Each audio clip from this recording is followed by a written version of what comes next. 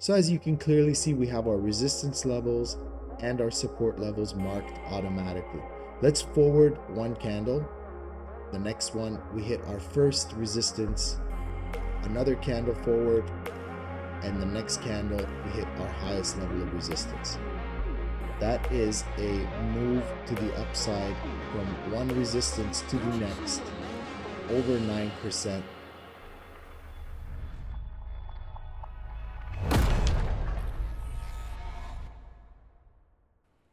Welcome to the official Elixir by CryptoBanda video. What we're going to do in this video is cover the settings and the different features that are within this indicator so that there is no guessing game for you once you have access to it. What you can do is simply click on the settings, come over here, go over to the style tab. We're going to turn off some of these features so that we could walk through them one by one. So for the time being, the focus is going to be on the previous day, week, month, and Vwap levels. We'll zoom in a little bit so you get a better idea. So this would have been the high of last week. By simply going over to the weekly, you could see this is the last week's candle. That's the high of last week. Previous week low would have been the low of last week. So that is the low and the high. And to turn those off so they are not a distraction, you go to the inputs tab right over here, and you would say, I want to turn off the previous week. We no longer want to see that. And now we want to just see the previous month. Again, same concept. Click on previous month, do a little reset. This is last month's candle. That's the high and that's the low. So that is essentially the premise of these levels. They're marking your monthlies, highs, lows, previous week's high and low, and also your daily open and your previous day high and low. So the daily open would be where the price actually opened for today. In this case was 36,629.5. Currently the price is below the daily open. And finally, we have the Vwap. This is going to be yesterday's. PD stands for previous day. Previous day's price was here. Today's price, you'll go to a little bit of a lower time frame, then it'll be a lot more visible. We're looking at the weaving white line. And as you can see right here, the price is currently above the Vwap. As you can also clearly see and identify, the price weaves in and out through the Vwap. It is important when you're looking for a trade to consider the Vwap in your trading. What I mean very specifically is once you've claimed the Vwap, that is when you can be looking for a move to the upside. Once you've lost the Vwap, you can be looking for a move to the downside. Of course, just like anything else, the Vwap on its own is not going to be enough to be a professional trader. You're going to need to use several other tactics. Several of those features are within the Elixir indicator. That being said, let's now move over down here to our key support and resistance pivots. And I'm going to turn those on right here, and our central bottom and top pivot. Essentially, these are all marked for you at the beginning of every month, and they are going to stay on your chart. You should never turn them off, because when the price gets to these pivots, typically one of two things will happen. Either the price will blast through one or two or multiple levels, or the price will get rejected. You'll never get just weaving up and down the first time the price gets to these levels. In almost every single instance, the price either turns them into support, resistance, or flies through them. So that is very important for us to consider in our trading. Obviously, if you go into your settings and you don't like the colors, you are more than welcome to change those colors over here to a color that is more suitable. If you feel like they're too bright, you can also go in here and reduce the level of brightness so that they're less in your face. There, it was doing the calculation, and there you go. the key thing here to understand is that while you're looking at the price action here, you cannot really identify the prices, but what we've done is we've marked them so that they show up on the right side inside of the scale. And it's very important for you to recognize these as you're marking other levels. For instance, let's say that we felt this low was a very important low and we wanted to mark that low, which I do believe is a very important low right now. Then I would say, does that match this? It doesn't really match it.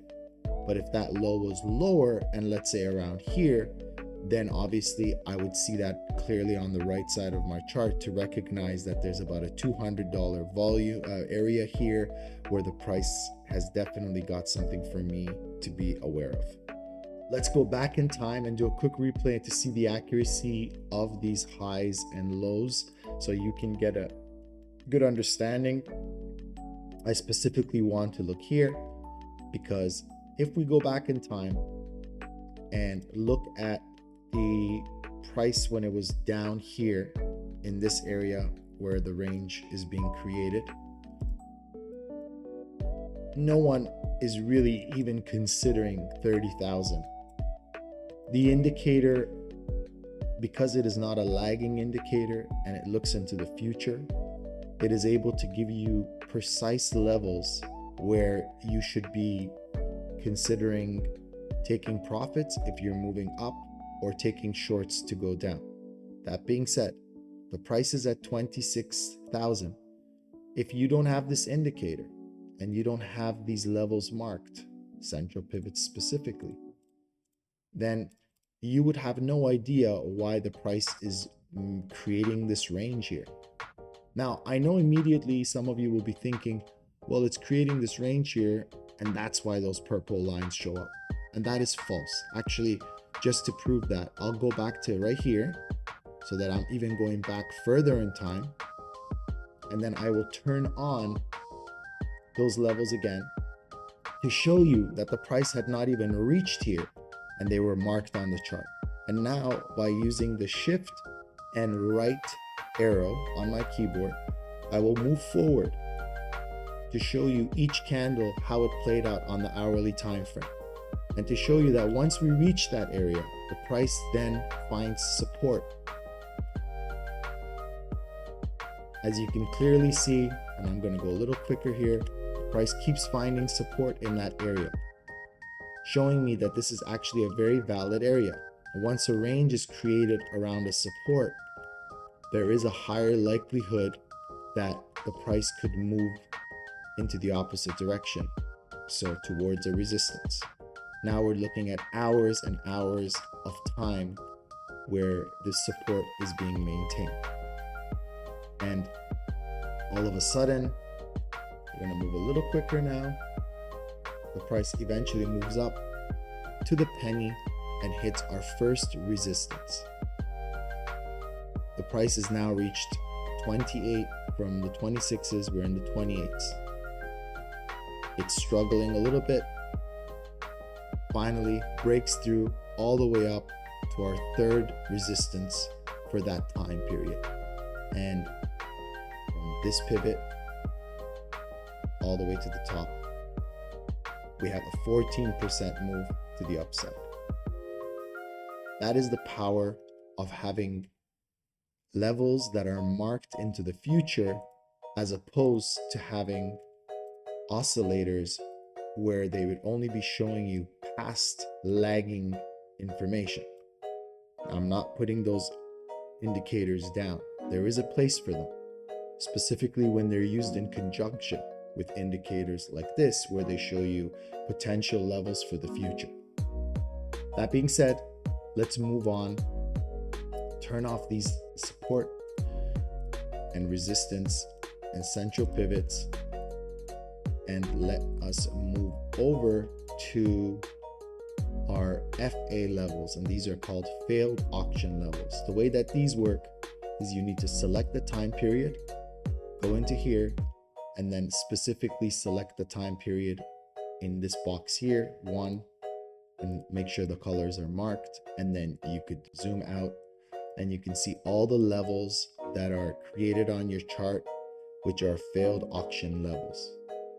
Obviously, this video is not about what a failed auction is. Failed auction is something that will require a more intense explanation. That information can be found on the Chart Surgeon's website or in our Discord channel, and is going to be available to all of our subscribers. So the key marked levels on here that I would be interested in as a trader, obviously is not going to be down here and is not going to be way up here. It's going to be what are the closest levels that are going to be of importance to me. So this is going to be an important one, this is going to be an important one, and this one down here, and potentially these ones to the upside. But the immediate two would be around 38 and down here at about 36. That is on the daily time frame. The next one is to change this to weekly time frame, and then click on the weekly time frame, and now you'll see that there is no weekly failed auctions within the vicinity of where we are. And finally, we have our monthly time frame, and our monthly time frame turned on, and again, nothing in the vicinity of where it would be a major concern to us right now. So really, the focus needs to be on the daily time frame, because we have these key failed auctions which have created and marked certain levels on our chart that could potentially be very important. You go into your settings and now start turning other things on. You would have a better idea of where a key trade could be for you that you could take. For me personally, I now see that up here, I've got a very small area between the failed auction and the previous week high at only 0.5%, $200. Up here is going to be an important level, or in this case, zone, to be aware of and to watch, to see how the price would react should it reach up here again. Could it break through, or would this be a resistance? We also have in the center area down here, we still have this daily failed auction, which is essentially just sitting there without anything else in its way. So for me, if I was looking for a trade, I wouldn't really be too worried about this on its own holding the price. Finally, we go back, we turn on our pivots as well.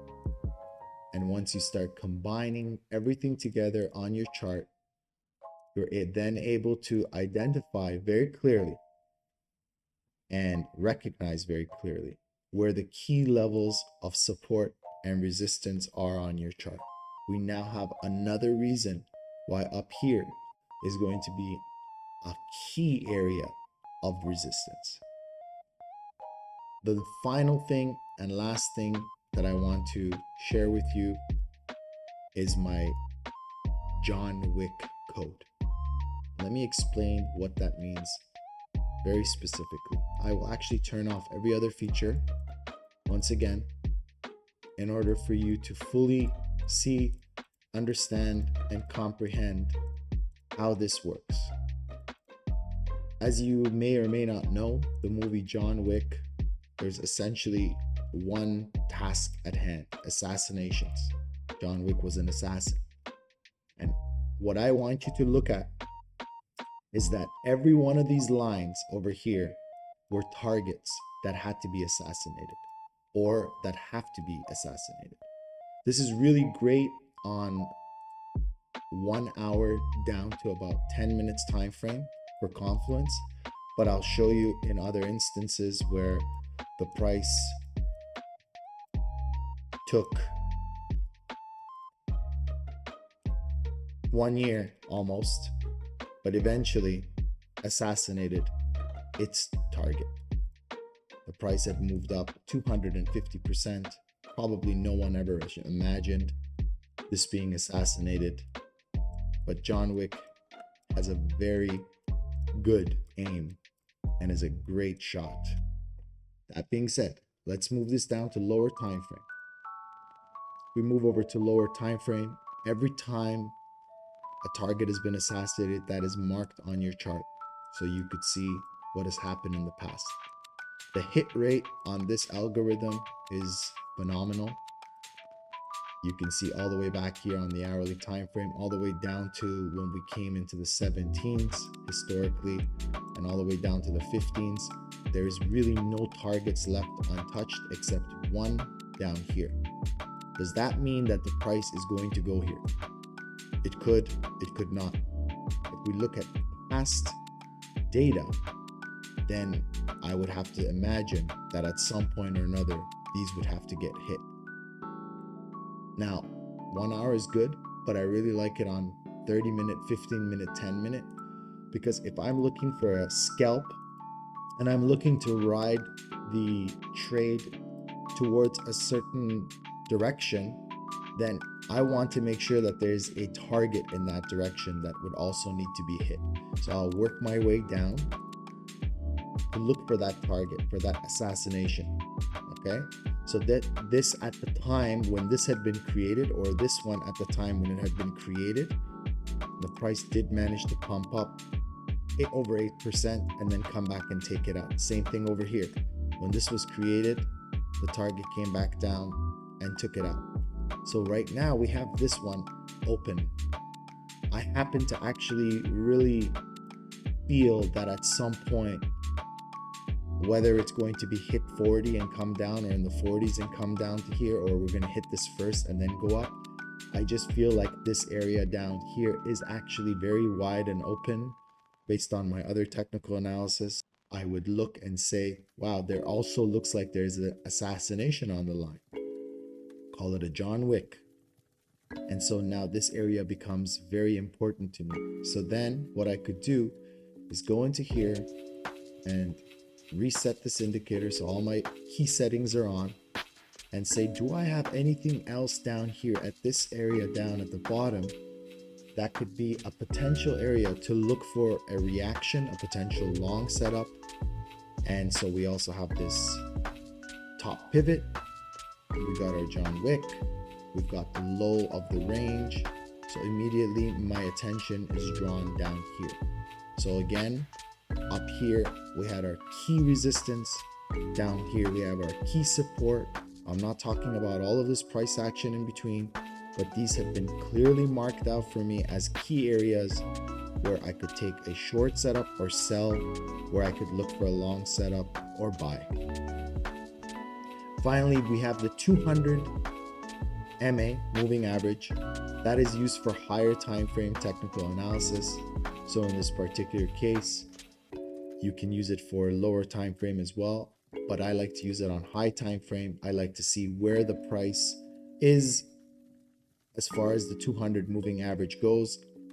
I've combined all of these things into one indicator.